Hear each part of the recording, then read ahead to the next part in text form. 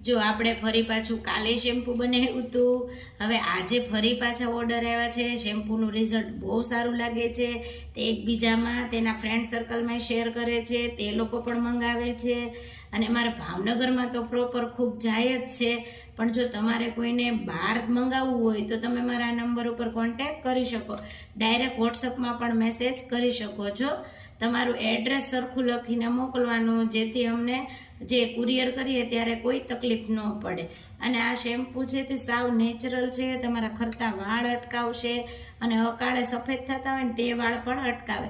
આ શેમ્પૂ છે એ આપણે થોડા વર્ષો પહેલાનું છે.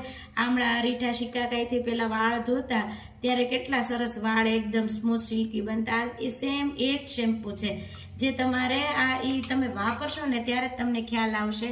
આયુર્વેદિક હર્બલ હોય તેમાં તો ફેર પડી જ જાય, અને આપણે કેમિકલ વાળું વાપરતા હોઈએ તેમાં પણ ફેર પડે. તો જો તમારે કોઈને આ શેમ્પૂ મંગાવવું હોય તો ભાવનગર વાળા માટે પણ કુરિયર થઈ જશે, અને તમારે જો બહાર મંગાવવું હોય તો તેના માટે પણ કુરિયર થઈ જશે. તમારે તમારું નામ એડ્રેસ સરખું લખીને મોકલવાનું. કાલે આવું એક બાઉલ બનાવ્યું હતું અને આજે પણ ફરીવાર પાછું એક બાઉલ ભરીને બનાવ્યું છે. એવી રીતે આપણે જે આ જાસૂદના ફૂલનું શેમ્પૂ છે તે પણ આપણે બનાવ્યું છે, જે ફરી પાછો તેનો પણ ઓર્ડર હતો. તો આપણે જો તે શેમ્પૂ પણ બનાવ્યું છે. જો તમે શેમ્પૂની શાઇનિંગ જોઈ શકો છો.